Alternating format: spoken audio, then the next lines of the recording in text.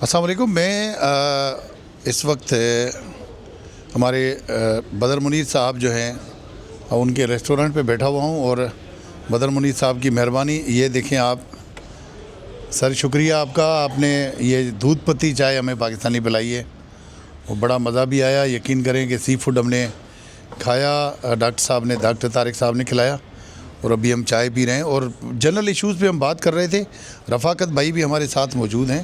اور رفاقت بھائی, یہ جو بات آپ نے ایک بتائی, یہ جو قبرستان اور یہاں سے ڈیڈ باڈیز بھجوانے والی, یہ کیا معاملہ ہے یار؟ یہ انسان آ تو جاتا ہے یہاں پہ ڈنکیاں چھنکیاں لگا کے, پھر یہ یہاں کا بھی ہو جاتا ہے, لیکن یہ جو میٹر آپ نے بتایا یہ کیا ہے؟ یہ تھوڑا بتاؤ مجھے. بسم اللہ الرحمن الرحیم. بہت بہت شکریہ. پہلے نمبر پہ تو آپ کو یونان کی سرزمین پہ بہت بہت خوش آمدید. سر, یہ جو ایشو ہے ایک بڑا کرٹیکل ایشو ہے, اور بڑے عرصے سے چلا آ رہا ہے, اور یونان کی جو کمیونٹی ہے اس کو سلام ہے جس نے اس ایشو کو خود اپنی مدد آپ کے تحت جو طے کیا ہے. چونکہ یونان ایک گیٹ وے ہے, اور یہاں پہ پاکستان سے جس نے بھی آنا ہوتا ہے وہ اسی راستے سے آتا ہے, اور اس کے بعد وہ پورے یورپ میں جو ہے موو ہو جاتا ہے.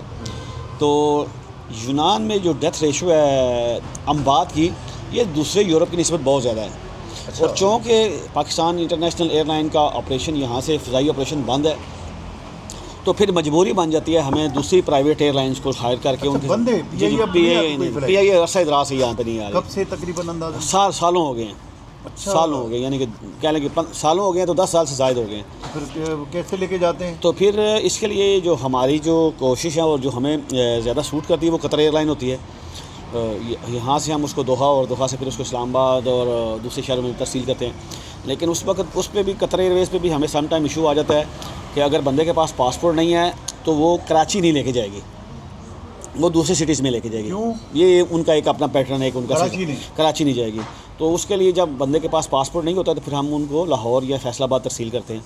چونکہ یونان میں جو زیادہ تر پاپولیشن ہے کمیونٹی پاکستان کے, یہ سیالکوٹ, گجرات, منڈی بہاؤالدین اور گوجرانوالہ, یہ 4 مین جو اضلاع ہیں ان کے پڑتی ہے. تو ہمیں پھر سیالکوٹ, اسلام آباد اور لاہور جو ایئرپورٹ وہ زیادہ سوٹ کرتے ہیں. ایک نمبر ہے کہ 2010 سے لے کر 2026 کا اپریل آ گیا اور آج دن بیٹھے ہیں. اگر میں آپ کو بتاؤں کہ 3,500 سے زائد پاکستانیوں کی یہاں پہ 3,500 جی, جن میں نیچرل ڈیتھ ہے یا کوئی میں وہی بتانا جو آدمی ہے. 2020 سے پہلے یہاں پہ ایکسیڈینشل ڈیتھس بہت زیادہ تھیں, جن میں آپ کہہ لیں کہ یونان میں داخل ہوتے ہوئے, ترکی سے داخل ہوتے ہوئے ایکسیڈنٹ ہو جانا, گاڑیوں کا آگ لگ جانا اور ڈوب جانا. اس کے بعد اس میں طبعی اموات بہت زیادہ, جن میں ہمارے پاکستانی جو یہاں پہ بستے ہیں ان میں دل کا عارضہ بہت زیادہ, ہارٹ اٹیک کی وجہ سے بہت زیادہ ہماری اموات ہوئی ہیں. پھر کچھ چند اموات ہمارے کام کرنے کے دوران, لیکن زیادہ تر اموات جو ہوتی تھی وہ کہہ لیں کہ نیچرل ڈیتھ سی جو کہہ لیں ہم کہ اس کو کیا جاتا تھا. تو ایک ڈیڈ باڈی کو یہاں سے بھیجنے کے لیے تقریباً 1800 سے لے کر 2000 یورو تک ہمارا خرچہ آتا ہے, لگ جاتا ہے اگر ان ایتھنس ہو. ڈیڈ باڈی کے ساتھ کسی کو بھیجتے نہیں, خالی ڈیڈ باڈی بھیجنے کا خرچہ 1800-2000 یورو. اور بعض اوقات کیسے پورا کرتے ہیں یہ یہاں پہ جو ایک بزنس کمیونٹی ہے, جو ہماری کمیونٹی ہے, ان کو دونوں ہاتھوں سے سلام, ماشاءاللہ سے انہوں نے بڑا اچھے طریقے سے کوآپریٹ کیا. اور آج تک کوئی ایسی ڈیڈ باڈی نہیں جس کو ہم نے یہاں پہ لاوارث کہہ کے ہم نے اس کو یہاں پہ دفن کیا ہو. پہلے نمبر پہ تو ایتھنز میں ایسا کوئی قبرستان نہیں جہاں پہ آپ ڈیڈ باڈیز کو مدفن کر سکیں. اچھا. اور دوسرے نمبر پہ مسلمان کو خاص طور پہ عیسائیوں قبرستان. مقامی بھی مسلمان ہوں گے یا کوئی مقامی جو مسلمان ہیں وہ رہتے ہیں بارڈر ایریا میں رہتے ہیں, جس کو ہم ایوریسٹ بولتے ہیں, جھیل کے کنارے کموتینی تک. وہاں پہ مسلمانوں کے اپنے میئر ہے اور وہاں پہ قبرستان ہے. لیکن یہاں سے اگر ہم وہاں پہ لے کے جائیں تو ڈیڈ باڈی کا ہمیں وہی اخراجات پڑ جاتے ہیں جو پاکستان بھجوانے کے پڑ جاتے ہیں. اچھا. اور دوسری جو بڑی بات ہے وہ یہ ہے کہ چونکہ پاکستان میں ہمارے چاہنے والے یہی کہتے ہیں یار بچے کو پاکستان بھیج دو, ہم اس کا منہ دیکھ لیں. آپ وہ ایک ٹپیکل پاکستانی جو سوچ ہے وہی چلتی رہتی ہے. اور اس میں کمیونٹی نے بھرپور تعاون کیا ہے. ہم نے کفن رکھا ہوا ہے اور ہم فری کفن جو ہے ڈسٹریبیوٹ کرتے ہیں, اور ہم ایک اس کا پیٹرن رکھا ہوا ہے کہ آپ کو ایک کفن دیں گے اور آپ نے 2 کفن دنیا کے کسی بھی حصے میں کسی بھی مسجد میں آپ نے رکھ دینے ہیں فی سبیل اللہ. یہ ہم نے ایک چیز رکھی ہوئی کہ ہم اس کو بیچتے ہیں یا سیل آؤٹ نہیں کرتے ہیں. 2023 میں یہاں پہ آپ کو پتہ ہے ایک شپ ڈوب گیا تھا جس میں 290 کے قریب پاکستانی جاں بحق ہو گئے تھے ڈوب کے. تاریخ کا سب سے بڑا المیہ تھا جس میں 750 بندے ڈوب گئے تھے. ابھی لاسٹ دسمبر میں بھی ہمارے 40 سے 50 بندے ڈوب کے جو ہیں یہاں پہ فوت ہو چکے ہیں. کریتی میں اگر آپ نے سنا ہوگا. اس سے پچھلے سال بھی اس سے پچھلے سال بھی 100 کے قریب زیادہ جو پاکستانی تھے وہ ڈوب کے مر گئے تھے. ٹھیک ہے. اگر ہم بات کریں 2 ہفتے پہلے کی تو لیبیا سے نکلنے والا ایک اور شپ جو لمپیڈوسا کے یعنی کہ کہہ لیں کہ اٹلی اور ترکی کے یونان کے پانیوں میں ڈوب گیا, جس پہ 80 کے قریب ہمارے پاکستانی جو ڈوب کر جہاں بھاگ ہو چکے ہیں. ان کی ڈیڈ باڈیز ملنا جو ہے ایک علیحدہ سے المیہ ہوتا ہے, نہیں ملتی سمندر میں کیونکہ آپ کو پتہ ہے سمندر جاتے ہیں لوگ. لیکن جو ڈیڈ باڈیز ہمیں ملی ہیں, میں آپ کو ان کا نمبر اور فگر بتا رہا ہوں کہ 3.5 سے زیادہ 3,500 سے زیادہ ڈیڈ باڈیز جو ہیں 15 سالوں میں اور میری ٹیم, جس میں بدر منیر سندھو صاحب بھی ہیں, جو ظفر سعید صاحب بھی ہیں, اور بھی دوست ہیں جو ہم مشترکہ طور پر ہم نے ایک اعلان کر رکھا ہے کہ جس ڈیڈ باڈی کا کوئی نہیں والی وارث کوئی نہیں, اس کے حوالی وارث ہم ہیں. تو اس کے ہم اپنی مدد آپ کے تحت تمام جو کہہ لیں کہ لوازمات پورے کرتے ہیں. اس کو غسل وغیرہ دیتے ہیں جیسے پاکستان میں دی جاتا ہے, اس کو باقاعدہ سے جنازہ وغیرہ پڑھا جاتا ہے, اور اس کو پاکستان میں اس کے لواحقین تک فری آف کاسٹ پہنچایا جاتا ہے. آپ کسی بھی پاکستانی سے پوچھ سکتے ہیں کہ آپ سے جب آپ کی ڈیڈ باڈی آئی تو آپ نے کسی کو لوازمات یا اس کے اخراجات تو ادا نہیں کیے. اور یہ اللہ کی طرف سے کہہ لیں ایک درد ہے یا ایک ذمہ داری جس کو ہم نبھا رہے ہیں. پورے یورپ میں اور پوری دنیا میں ایسی مثال نہیں ملتی, اور اتنی زیادہ ڈیتھ ریشو جو ہے وہ بھی نہیں ملتی کہ یہاں پہ آپ کو 18 سال کے بچے سے لے کر 58 سال کے بزرگ تک کا جنازہ پڑھنا پڑتا ہے. In case of death, in case of کہہ لیں کہ ہارٹ کوئی بھی کسی قسم کی بیماری ہو جائے ان کی, تو وہ نہیں سروائیو کر پاتے. اور سب سے مشکل جو کام میں نے آج تک زندگی میں دیکھا سر وہ یہی ہے کہ کسی کے گھر میں یہ اطلاع دینا کہ آپ کا فلاں بندہ جو ہے نا فوت ہو گیا, وہ بھی وہ شخص جو باہر کمانے گیا ہو. اور مجھے تو اکثر اوقات میں دوستوں سے کہتا ہوں یار کہ اللہ نے کیا ڈیوٹی گورکن والی ڈیوٹی لگا دی ہے میری, گورکن والی, کہ جو کام میں نے زندگی میں نہیں سوچا تھا, میں نے زندگی میں نہیں کیا تھا, اب میں بڑی دیدہ دری سے غسل بھی دے لیتا ہوں, میں کفن بھی کاٹ لیتا ہوں, میں اس کے ساری آخری رسومات بھی پوری کر لیتا ہوں کہ یہ اس چیز کو نظر ثانی اس چیز کو زیر نظر رکھ کے یار کہ یہ اللہ نے ایک ڈیوٹی لگائی ہے, یہ میری ذمہ داری ہے, میں نے اس کو کرنا ہے. تو جہاں آپ کی توسط سے, آپ کی وساطت سے یہ میری آواز جا رہی ہے, تو جو دیکھ رہے ہیں تو یہ کہوں گا کہ پردیسی بڑا مجبور ہوتا ہے. تو سب سے زیادہ وہ مجبور ہوتا ہے جب پہلی تاریخوں میں اس کے گھروں سے فون آتے ہیں نا, اور وہ اس کے پاس وہ ان چیزوں کو حل کرنے کے لیے معاملات نہیں ہوتے, تو وہ پریشان ہو جاتا ہے. اور بہت زیادہ جو پردیش میں رہنے والے یار, یہ آپ ٹک ٹاک پہ دیکھتے ہیں یا دوسری سوشل میڈیا, یہ نیچرل لائف نہیں ہے. سارے انسان ہیں, ان کے پاس زندہ رہنے کا, ہنسنے کا, کھیلنے کا, کھانے پینے کا حق ہے. لیکن جب وہ آپ کی مجبوری سنتا ہے تو قسم سے وہ پیٹ کاٹ دیتا ہے, وہ ساری چیزوں کو, اپنی ساری خواہشات کو ختم کر دیتا ہے, وہ بالکل اپنی ایکٹیویٹیز چھوڑ دیتا ہے اور وہ خاموش ہو جاتا ہے. تو آپ یہ سمجھ لیں جب پردیسی خاموش ہو جاتا ہے نا تو وہ پیچھے جانا شروع ہو جاتا ہے. تو اس پہ اتنا وزن ڈالیں, اس پہ اتنا زور ڈالیں جتنا وہ برداشت کر سکے. آپ لوگوں نے ATM سمجھا ہوا ہے, باہر والوں کو کارڈ مارا, 5 تاریخ کو پیسے لے لیے, چاہے وہ باپ ہے, بہن ہے, بیوی ہے, بچے ہیں, ماں ہے, کوئی بھی ہے, خدا را ہاتھ ہولا رکھے کہ طریقہ کار سے مانگے. ان کو اپنی ذمہ داری کا بہت احساس ہے. وہ جو یہاں پہ ہے اس کو پتہ ہے میرے گھر کا رنگ کس طرح ہے, میرے گھر کا دروازہ کس طرح ہے. تو یہ ڈیتھ ریشو جو ہیں اس میں بہت زیادہ ہمارے جو دوست احباب ہیں وہ سائیکو ہو جاتے ہیں, نفسیاتی مسائل کا شکار, اکیلے پن کا شکار, تنہائی کا شکار ہو جاتے ہیں. ان کو نظر نہیں آتا آگے سے کچھ, کیا کریں وہ, ٹھیک ہے, ان کو نظر نہیں آتا کچھ آگے سے کہ یار ہم نے اس کا کرنا کیا ہے. کمائی والی مشینیں بناتے ہیں, 12 گھنٹے کام کرتے ہیں اور ان چیزوں کو لے کر آگے چلتے ہیں. اور خدا را ایسی چیز ہے, ایسی سٹوری ہے. میں 2 جملے بولا کرتا ہوں, ایک تو پردیسی کو ATM نہ سمجھے, اور دوسرا میں لیبیا کے جب سے بندے ہمارے فوت شہیدوں نے شروع ہیں بچے, تو میں نے کہا تھا کہ یار خدا را پیسے دے کر اپنے بچوں کے لیے موت مت خریدیں. 50 لاکھ بھی دیتے ہیں اور بچے کے لیے موت بھی خریدتے ہیں. اور پردیسی کو آپ یہاں پہ بھیجتے ہیں, وہ 2 مہینے کے لیے پاکستان آتا ہے, قسم سے 2 مہینے 60 دن میں 45 دن میں وہ اتنا تنگ آ جاتا ہے اپنے ماحول سے, اپنے معاشرے سے. وہ کہتا ہے جتنی جلدی ہو سکے میں چلوں, میری مجبوریاں بڑی ہیں, میری پریشانیاں بڑی ہیں, اور میرے اسائل اور وسائل جو ہیں وہ بہت تھوڑے ہیں. ڈنکی کے معاملات ان کو بہت قریب سے آپ نے دیکھا ہے, یہاں اس کمیونٹی کو ڈیل بھی کر رہے ہیں. بڑی تکلیف ہوتی ہے کہ اپنے ملک کا کوئی غریب آدمی ڈنکی مار کے اگر جان بچا کے بھی ادھر پہنچتا ہے تو ادھر کیا ہے, ادھر کیا ماحول. اس کو انیشلی میں نے تو کئی لوگوں سے جب ملاقاتیں کی ہیں, جیسے آپ نے کہا نا کہ نفسیاتی مسائل کا شکار, تو یار وہ تو آدھے پاگل ہو چکے ہوتے ہیں. دیکھیے وہ آپ کا بڑا ویلڈ پوائنٹ ہے کہ انسان کیا سوچتا ہے. ہم 50 لاکھ روپیہ لگا کے آتے ہیں تو ہم سوچتے ہیں جاتے ساتھ ہی ہم ایک فیکٹری میں کھڑے ہو جائیں گے, 2000 یورو آئے گا, ہم ایسے کر لیں گے. انسان جب یہاں پہ پہنچتا ہے نا تو اس کی کہہ لیں کہ مت جو ہے نا ماری جاتی ہے, وہ گھوم جاتا ہے کہ میں کیا خواب لے کے آؤں, میں نے قرضہ اٹھایا ہے, میں نے بیوی بہن کا زیور بیچا ہے, اور میں یہاں میں کروں گا کیا؟ اب یورپی یونین نے قوانین اتنے زیادہ سخت کر دیے ہیں, ٹائٹ کر دیے ہیں کہ 18 مہینے تک تو آپ کو جیل میں رکھ دیتے ہیں اگر آپ ایلیگل پکڑے گئے. 18 مہینے کا مطلب ہے کہ آپ نے اپنی زندگی کے 1.5 سال ضائع کر دیے. بھائی جس سے آپ نے قرضہ لیا ہے وہ یہ نہیں دیکھا آپ جیل میں ہیں, وہ کہے گا میرے بھائی پیسے دے دو آپ مجھے. گھر والے بھی تنگ ہو گئے, آپ بھی تنگ ہو گئے. اب ساتھ میں آ جاتا ہے کہ جیسے ہی ہوتا ہے یونان کی جو کمیونٹی ہے بہت کوآپریٹیو ہے, ٹو مچ کوآپریٹیو ہے. دوسرے یورپ کے ساتھ اس کا کمپیریزن ہی نہیں ہے. یہ آپ کو مہینہ 2 مہینے اپنے گھر میں رکھیں گے, آپ کی مہمان نوازی کریں گے, کیونکہ آپ کا کوئی نہ کوئی جاننے والا ہوگا. پورے یورپ میں اس کی مثال نہیں ملتی, اور یورپ والے تو بہت تنگ دل ہیں, کہہ لیں کہ وہ تو آپ کو ایک کافے پلائیں گے اور آپ کو کہیں گے یار مجھے بہت ضروری کام ہے میں جا رہا ہوں. So what it's very expensive جو لائف ہے وہاں پہ سب کو پتہ ہے. چند سال پہلے کا واقعہ ہے کہ مجھے فون آیا, پتہ چلا کہ ایک گاڑی جو ہے اس کا ایکسیڈنٹ ہو گیا روڈ پہ, اور اس میں 11 پاکستانی جل کے مر گئے ہیں. جل کے مر گئے.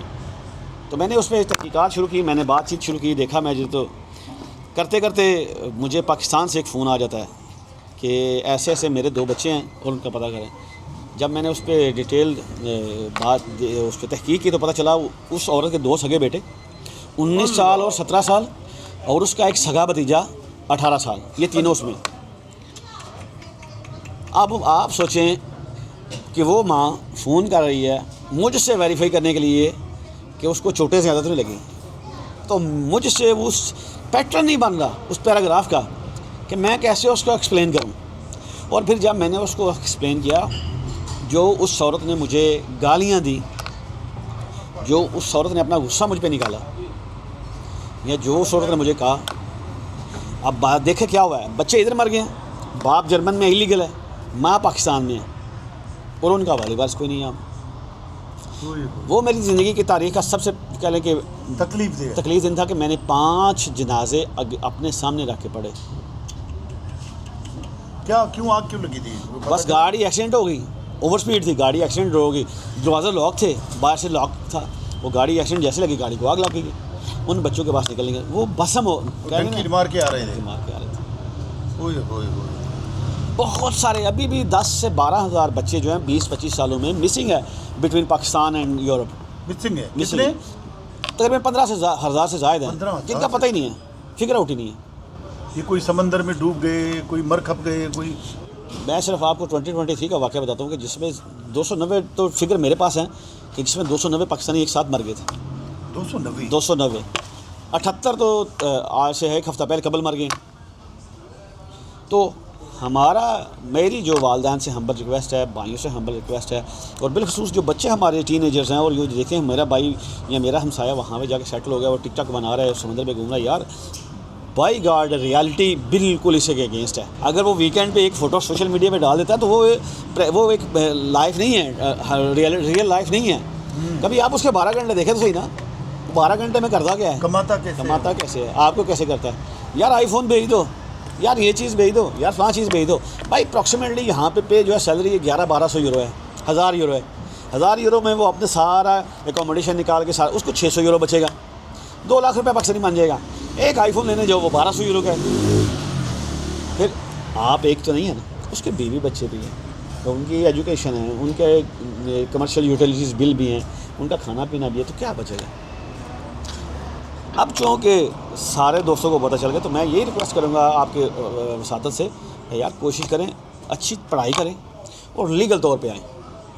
دنیا میں آپ کے جو ہنرمند انسان ہیں ان کی بہت قدر ہے, اور یورپ کو آنے والے 10 سالوں میں 5 کروڑ ہینڈز چاہیے, 5 کروڑ ہاتھ چاہیے صرف ان کی ضروریات پوری کرنے کے لیے. میں یہ نہیں کہہ رہا کہ آپ پائلٹ بنیں گے, آپ انجینئر بنیں گے, آپ بس ڈرائیور بنیں گے, صرف روزمرہ کاموں کو پورا کرنے کے لیے ان کو 5 کروڑ بننا چاہیے. ٹھیک ہے, تو اچھی پڑھائی کریں, ساتھ میں کوئی کورس کریں, کوئی ٹیکنیکل کورس کر لیں, کوئی ویلڈنگ کا کام سیکھ لیں, کوئی ٹائلیں لگانے کا کام سیکھ لیں, کوئی دوسرا کوئی اینی مین آپ کے ہاتھ میں ہنر, آپ کے ہاتھ میں فریج بنانے کا کوئی کام ضرور سیکھیں, لیکن ساتھ ساتھ پڑھائی پہ فوکس رکھیں. ملٹی نیشنل لینگویجز سیکھیں, ان کو جا کے فوکس کریں, ان کو جو ادارے ہیں ان پہ جا کے دیکھیں, اور کوشش کریں کہ جتنا زیادہ سے زیادہ ہو سکے اپنے پہ محنت کریں, اپنے پہ ورک آؤٹ کریں. ٹھیک ہے, تو یہ ابھی تو کہہ لیں کہ جتنے بھی بندے یہاں پہ آئے ہیں حمید بھائی, اور جتنے ہم نے مرے ہوئے دیکھے ہیں, خدا کی قسم ہر بندے کے پاس نئی کہانی ہے, کل میں ایک بندہ ملا، وہ اس کی 56 سال عمر ہے، وہ لیبیا کے راستے آیا ہے اور اس کو نہیں پتہ تھا میں کام کیا کرتا ہوں. تو جب میں نے اس کی رودات سنی، مجھ میں اتنی ہمت نہیں ہوئی میں اس کی ویڈیو شوٹ کر لوں. ویسے مطلب کیا اس نے کوئی پاکستان سے چلا، 30 لاکھ روپیہ 40 لاکھ روپیہ دیا. 56 سال عمر ہے. 56 سال اس کی عمر ہے. حالانکہ کمانے کی عمر نہیں. وہاں سے وہ دبئی گیا، دبئی سے وہ مصر گیا، مصر سے تیونس سے وہ پھر لیبیا آیا. لیبیا میں جو اس نے مجھے سٹوری سنائی نا کہ اتنے سارے چاول اور 6 بندے کھانے والے. اوئے ہوئے ہوئے. ٹھیک ہے، ماردار ماں بہن کی، یہ مسلمان ملک ہے، ماں بہن کی بھائی مطلب اپنا برادر کنٹری بولتے ہیں. ماؤں بہنوں کی گالیاں علیحدہ. ٹھیک ہے، اور وہ بولتا 3 مہینے میں نہانے کی کوشش کرتا رہا، مجھے جگہ نہیں ملی نہانے کی. اور 3 مہینے میں اور 2 دفعہ میں سمندر میں اترا بوٹ کے ذریعے، اور 22-23 گھنٹے رہنے کے بعد ہماری بوٹ ہمیں واپس لے گئی. تو باقی جو ہے سٹوری جو ہے وہ میرے جو صدر جناب جنید صاحب کی. بدر بھائی سے بھی بات کرتے ہیں. صدر صاحب، آپ کی تنظیم نے بڑا کام بھی کیا ہے. اس حوالے سے میں آپ سے بھی پوچھنا چاہوں گا، آپ بھی سالوں سے یہاں رہ رہے ہیں، یہ اس قبرستان کا مسئلہ انہوں نے بتایا، ڈنکی والوں کا مسئلہ بتایا.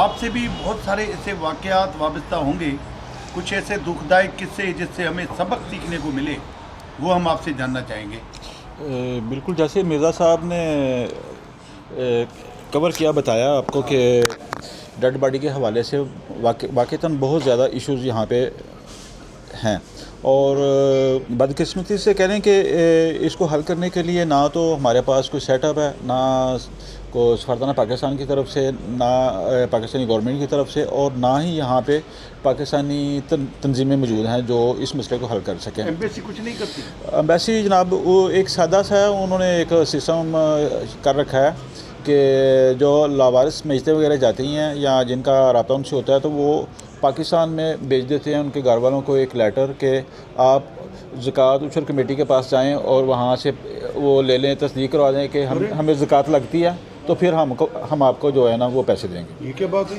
تو ابھی وہ جس کا ایک بندہ 5-10 سال سے یہاں پہ رہ رہا ہے، تو وہ گھر والے جو پاکستان میں موجود ہیں وہ محلے کی زکوٰۃ کمیٹی کے پاس جائیں کہ ہمیں لکھ دیں کہ ہمیں زکوٰۃ لگتی ہے، وہ سمجھ سے باہر ہے نا. تو اس پہ بہت زیادہ جب تک مطلب وہ لکھوا کے نہ دے تو یہ پیسے پڑی رہے گی ڈیڈ باڈی یہاں پہ. تو لیکن الحمدللہ ایسی صورتحال ہم نے نہیں آنے دی. ہماری جو دوستوں کی کہنے کی کمیٹی ہے، جیسے مرزا رفاق صاحب ہیں اور بہت سے دوست ہیں جو ہمارے ساتھ کوآپریٹ کرتے ہیں، اور آپ کہہ لیں کہ روزانہ کی بنیاد پر ایک ڈیڈ باڈی جو یہاں ایتھن سے جو ہے نا وہ ہم بھجواتے رہے ہیں روزانہ کی بنیاد پہ. ایک وقت ایسا آیا تھا کہ تقریباً 300-350 ڈیڈ باڈی ایک سال کے دوران ہم نے یہاں سے بھجوائیں، جو ساری جو ہیں یہاں کی ایتھنس کمیونٹی جو تاجر برادری ہے یا دوست ہیں جو ان کے کوآپریٹ سے جو ہے نا ہم نے وہ کیے. ہاں جی.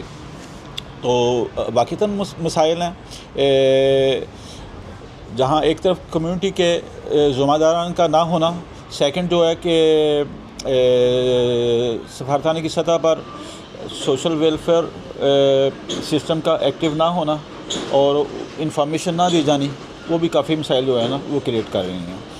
تو حالیہ کچھ عرصے میں سننے میں آ رہا ہے کہ گورنمنٹ کی طرف سے یہاں پہ ایک قبرستان جو ہے مسلم کمیونٹی کے لیے وہ دیا جا رہا ہے، تو اس پہ ابھی سسٹم چل رہا ہے. ابھی حالیہ دنوں میں پرابلم یہ بن گئی ہے کہ گریک گورنمنٹ کی طرف سے جو مساجد وغیرہ یہاں پہ بنائی گئی ہیں ان کے اوپر ایکشن لیا گیا ہے کہ جو کیونکہ مساجد کے لیے ایک باقاعدہ پرمٹ جو ہے ایشو کیا جاتا ہے، تو جن مساجد کے پاس وہ پرمٹ نہیں ہے، لائسنس نہیں ہے، ان کو وہ انہوں نے کہا ہے کہ آپ اس کو بند کر دیں. تو اس دوران تھوڑا سا کریک ڈاؤن بھی اور ڈر کی وجہ سے، خوف کی وجہ سے کافی ساری مساجد جو ہیں وہ بند کر دی گئی ہیں. اور جو سب سے بڑا یہ تھا کہ جیسے گریس جو ہے نا، اور گریس کا یہ صوبہ جو ایتھنز ہے اس کو عتیقہ کہتے ہیں، اس کے کہہ لیں کہ ہر چھوٹے چھوٹے شہر جو ہیں وہ ڈسٹرکٹ ہیں، ہر ڈسٹرکٹ کا جو ہے ایک اپنا ایک وہ میونسپل ایڈمنسٹریشن کا سسٹم ہے. تو اسی طرح موسٹلی پاکستانی جو ہیں وہ سینٹر میں ایتھنز کے کیپٹل میں آگے پیچھے جو ہے نا یہاں پہ آباد ہیں، یہاں پہ کام وغیرہ کر رہے ہیں. تو مسئلہ یہ ہوتا ہے کہ اگر دور دراز کے علاقے میں بھی فوتگی ہو جائے تو وہ اٹھا کے سینٹر میں جو ہے نا وہ لے آتے ہیں کہ بھئی اس کا جو ہے نا کفن دفن کا غسل کا میت کی روانگی کا آگے پیچھے کا سسٹم کیا جائے. اور چونکہ عرصے دراز سے یہ ہو رہا تھا, ہم سے پہلے جو ہمارے سینئرس وہ بھی یہ کر رہے تھے, پھر ہم پہ یہ ذمہ داری پڑ گئی, ہم نے بھی اسی کو جو ہے نا وہ اس ذمہ داری کو اٹھا رکھا ہے اور کرتے آ رہے ہیں. تو ابھی جو مسئلہ بن گیا ہے کہ گورنمنٹ کی طرف سے یہ پابندی لگائی جا رہی ہے کہ آپ میت کو غسل جو ہے نا وہ محلے کی مساجد میں نہیں دے سکتے. اس کے لیے آپ کو چاہیے کہ آپ پہلے گورنمنٹ سے پرمیشن لیں, کہ منسٹری آف انٹیریئرس جو ان کی مذہبی جماعت ان سے پرمیشن لیں. وہ بتائیں گے کہ یہاں کی ایک واحد جو 2004 کے بعد جو سرکاری سطح پہ یورپ کی پہلی مسجد جو ہے یہاں پہ بنائی گئی ہے, تو اس میں حالانکہ اس میں میت کے غسل کا سسٹم نہیں ہے, کوشش کر رہے ہیں کہ وہاں پہ میت کا غسل کا سسٹم بنایا جائے. تو وہاں پہ جو میت کا غسل ہو اور اس کے بعد میت کی روانگی ہو. لیکن یہاں پہ مسئلہ یہ آ رہا ہے کہ جب اگر آپ ایک دور دراز علاقے سے اس جگہ پہ لے جائیں گے, غسل تو ہو جائے گا, باڈی کو کون, نہ تو سفارتخانہ پاکستان اونرشپ لیتا ہے میت بھجوانے کی, نہ کسی کمیونٹی کے سرکردہ رہنما سے یا جو لوگ سماجی کارکن یہاں پہ ہیں ان کو آپ آگاہ کرتے ہیں یا آپ ان سے کانٹیکٹ کرتے ہیں کہ ہم نے باڈی بھیجنی ہے, تو اس کو کیسے بھجوایا جائے. یہ ایشوز جو ہیں وہ آ رہے ہیں. اچھا, آپ کیا تجویز کریں گے خاص طور پہ جو پاکستانی بچے آ رہے ہیں, جان بھی دے رہے ہیں, یہ ڈنکی والا جو معاملہ ہے, ہماری حکومتوں کو کیا کرنا چاہیے کہ کم سے کم یہ نوجوان جو ہیں وہ اس موت کو اس طرح گلے نہ لگائیں؟ دیکھیں سر, اتنا مشکل نہیں ہے یہ سارا پروسیجر جو پاکستانی گورنمنٹ کی طرف سے اور لوگوں کی طرف سے بن گیا ہے. ایک تو یورپ میں ان دنوں لیگل طریقے سے ویزا سسٹم جو ہے وہ اس کا اجرا ہو رہا ہے کہ حکومتی لیول پہ اگر کوشش کی جائے تو آسانی سے لیگل ویزے جو ہیں, ورک ویزے جو ہیں, ورک پرمٹ وغیرہ ہیں, وہ مل رہے ہیں. سیکنڈ جو ہے نا, گورنمنٹس کا ہوتا ہے کمیونیکیشن ایک دوسرے کے ممالک کے ساتھ, لیبر فورس کے حوالے سے یا دوسرے طریقوں سے. بدقسمتی سے پاکستان کا گریک کے ساتھ جو ہے نا اس سطح پہ تھوڑا سا گیپ ہے. ان کی وہ وزارت محنت کہہ لیں یا وزارت حاجہ جو ہے ان کا آپس میں رابطہ نہیں ہے, گورنمنٹ لیول پہ رابطہ نہیں ہے, اور نہ ہی یہاں پہ جو سفارتی سطح پہ جو ہیں اتنے مضبوط تعلقات ہیں کہ جو ہے نا وہ اس سلسلے میں جو ہے نا کچھ ہیلپ کر سکے. اسی طرح اسپین میں, اٹلی میں, جرمن میں, فرانس میں ورک ویزا جو ہے وہ ایزیلی جو ہے نا وہ آپ نکلوا سکتے ہیں.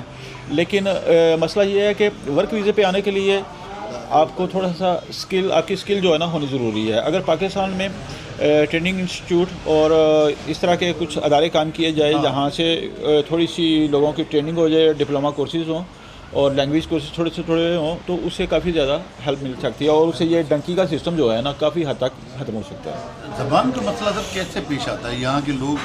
اب جیسے فار ایگزامپل ہم کبھی کبھار آنے والے لوگ ہیں, جی سر, ہمیں یہ سمجھ نہیں آتا کہ یار ان سے کس طرح بات کریں. یہ تو بھلا وہ چیٹ جی پی ٹی کا اور اس کا گوگل ٹرانسلیشن کا کہ تھوڑا بہت کمیونیکیشن ہو جاتی ہے, تو یہ جو روزمرہ یہاں رہنے والے لوگ ہیں یہ کس طرح کمیونیکیٹ کرتے ہیں دیکھیں وہ نہیں آنے والے ساتھ؟ تنگ احمد بجنگ احمد علیہ صاحب ہے. جب بندہ کام کرتا ہے کسی کے ساتھ مجبوری میں, جب فیکٹریز میں یا کسی جگہ گریک کے ساتھ یا جرمن کے ساتھ یا فرینچ کے ساتھ, تو آہستہ آہستہ وہ اپنی مجبوری کے تحت سیکھ جاتا ہے. تو ہونا تو یہ چاہیے تھا کہ لینگویج کے حوالے سے, جیسے ابھی اسپین ہے, اسپین میں اگر آپ ریزیڈنٹ پرمٹ وغیرہ اپلائی کرتے ہیں اس کے لیے انہوں نے ایک رکھا ہوا سسٹم کہ آپ ایک لینگویج کورس جو ہے ہاں جی, تو لینگویج سیکھ رہے ہیں. سیم اسی طرح جو یہاں پہ بھی جو ہے نا وہ لینگویج کے لیے سسٹم ہے کہ اگر آپ 5 سال کا ریزیڈنٹ پرمٹ اپلائی کرنا چاہتے ہیں جس پہ پورے یورپ میں جو ہے نا کام کی جو ہے نا اجازت ہے, تو اس کے لیے آپ کو لینگویج کا ایک کورس کرنا پڑتا ہے. سیکنڈ جو ہے سر کہ بڑا ہی امپورٹنٹ ہے کہ جو ینگ لڑکے یا نیو کمرز جو ہیں ان کے لیے تنظیمی سطح پر جو پاکستانی سماجی تنظیمات ہیں وہ کچھ کوششیں کریں, کیونکہ بہت ایزی ہے یہاں پہ بلدیاتی طور پر بھی مختلف بلدیاتی اداروں میں یہ سہولت موجود ہے کہ وہ لینگویج کے لیے اپنی ہیلپ دیتے ہیں اور فری آف کاسٹ بھی ہے. کافی ادارے جو ہیومن رائٹس کی کچھ تنظیمیں ہیں وہ بھی اس سلسلے میں ہیلپ کرتی ہیں. لیکن مسئلہ یہ ہے کہ پاکستانی قوم تھوڑی سی جو ہے نا وہ ان معاملہ جب تک ان کو مشکل پیش نہ آئے، جب تک انہیں ضرورت نہ ہو تو وہ ان چیزوں پہ غور نہیں کرتی نا. اسٹل جو ہیں بہت سے ادارے یہاں پہ لینگویج کے لیے فری آف کاسٹ جو ہیں وہ ہیلپ دے رہے ہیں، لیکن اگر ہم ان کو جا کے دیکھیں تو بالکل نام چند لوگ جو ہیں نا وہاں پہ جو یہ سہولت سے فائدہ اٹھا رہے ہیں. بدر منیر صاحب کی باتیں آپ نے سنی، رفاقت بھائی کی بات بھی آپ نے سنی. لب و لباب یہی ہے کہ ہمارے نوجوان ہوش کے ناخن لیں. کہیں بھی اگر کسی ملک بھی جانے کا وہ ارادہ کرتے ہیں، ایک تو ٹیکنیکل ایجوکیشن ان کے پاس ہونی چاہیے، دوسرا لینگویج جس کنٹری میں وہ جا رہے ہیں کم سے کم اس کی لینگویج اس کو آنی چاہیے، اور تیسری بات یہ کہ اس کو لیگل راستہ کوئی لینا چاہیے. یہ ایلیگل طریقے سے ڈنکی اور یہ باقی معاملات جو ہوتے ہیں نا، کم سے کم اس سے ان کو چھٹکارا حاصل کرنا چاہیے. اور تیسری بات جو اس پوری گفتگو میں نظر آئی وہ یہی ہے کہ جو باہر رہتے ہیں کم سے کم ان کے وہاں ملک میں رہنے والے جو گھر والے ہیں یا ان کے دوست احباب رشتہ دار، وہ ان سے ایلیگل فرمائشیں نہ کریں کہ آئی فون لے کے دو، فلاں لے کے دو، یہ چیز کر کے دو، اس طرح سے. تو بہت سارے آپ لوگوں کی ناجائز فرمائشوں کی وجہ سے نفسیاتی مسائل کا لوگ شکار ہو جاتے ہیں. تو ان چیزوں سے بھی اجتناب کرنا چاہیے، اور حکومتوں کو خاص طور پہ حکومت پاکستان کو چاہیے کہ وہ اپنے جو نوجوان ہیں ان کی کیریئر کونسلنگ کرے، ان کو ہر طرح سے رہنمائی فراہم کرے، اور جو غیر قانونی کام کرنے والے ڈنکی وغیرہ لگوانے والے جو لوگ ہیں ان کے خلاف بھی کوئی قانونی کارروائی ہونی چاہیے، تاکہ جو موت کا کھیل کھیلا جا رہا ہے اس پورے ریجن میں کم سے کم وہ کھیل بند کیا جا سکے. تو ملتے ہیں پھر کسی اور ولاگ کے ساتھ، تب تک کے لیے دیجیے اجازت. اللہ حافظ.